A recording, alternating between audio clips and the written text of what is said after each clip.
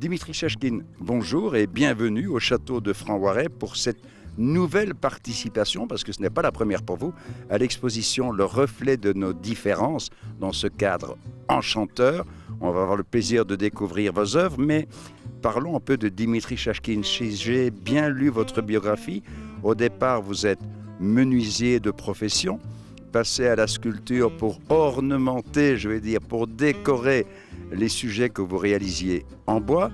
Vous avez abandonné le bois pour passer à l'âge de la pierre et maintenant vous en êtes presque au néolithique, à l'âge du fer. Alors Dimitri Chachkine, que nouveau ce voyage dans différents types de sculptures et comment en êtes-vous arrivé et pourquoi en êtes-vous arrivé à travailler le fer? Mais tout d'abord, j'ai fait de la menuiserie, effectivement. J'ai tâté aussi un peu de la pierre et j'avais aussi envie de faire de la sculpture sur fer.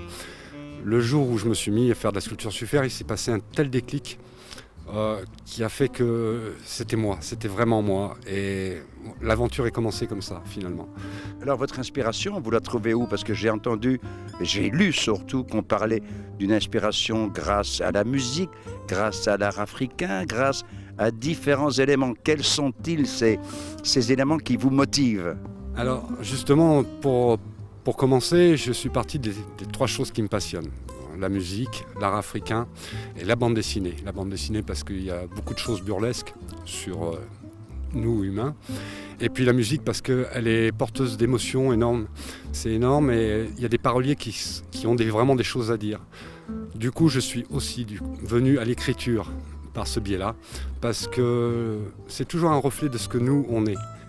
C'est le reflet de nos différences. Tout à fait, le reflet de nos différences justement, et c'est ce qui fait que c'est agréable à exploiter et à parler de ça à travers justement des sculptures et à travers des histoires.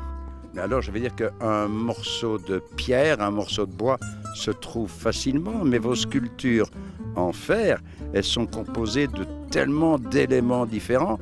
Où allez-vous chercher tout ce matériau, cette matière première?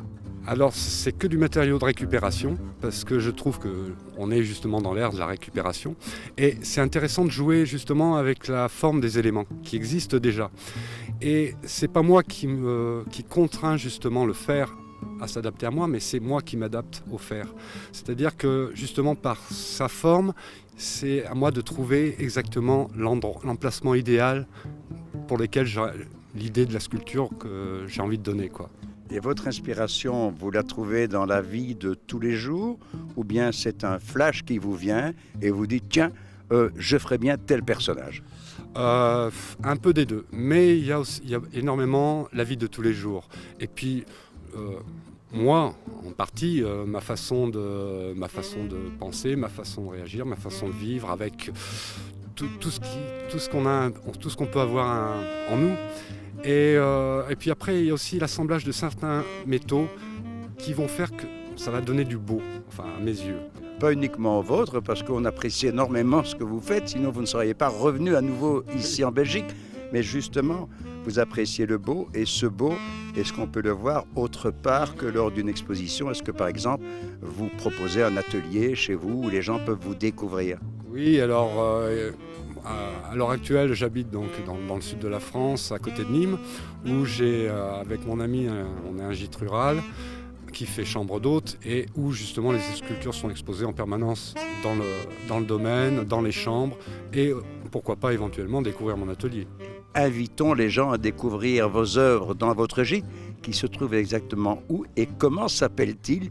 Où peut-on le trouver? Sur Internet, j'imagine? Oui, alors on peut le trouver sur Internet. Le site est encore en construction. Là, je suis en train de construire le site. Ça s'appelle donc Le Fer en 16 et c'est à Donat. Le fer en? Le Fer en 16, puisque on est juste à côté de la 16. Et c'est à Donat, donc sur la commune de Sabran, pas très loin de La Roque-sur-Cèze. Une magnifique région. Dimitri Chachkine, merci. Et puis, nous irons vous voir dans votre région pour découvrir d'autres œuvres dont vous êtes l'auteur. Merci Dimitri. Merci beaucoup. Oui. j'aime jouer avec l'émotion et travailler sur nos propres émotions qui est intéressant, quoi. Moi, je connais un artiste qui s'appelle Shishkin. Shishkin, Vous connaissez? d'accord, non. Non. Non. Il est vraiment très connu, Shishkin aussi. D'accord. Oui. Il fait ce même genre. Non, il fait des portraits. Portrait. Oui. D'accord. Et vous êtes d'où? Moi de Nîmes, à côté Ah de. oui. Enfin, à côté de Nîmes, quoi. Dans Oui. le sud de la France. Oui. Et voilà, j'y étais hier. Ah oui. Mais en tout cas, merci de nous Ah, c'est rappeler toujours Penney, agréable. c'est tellement Oui. beau.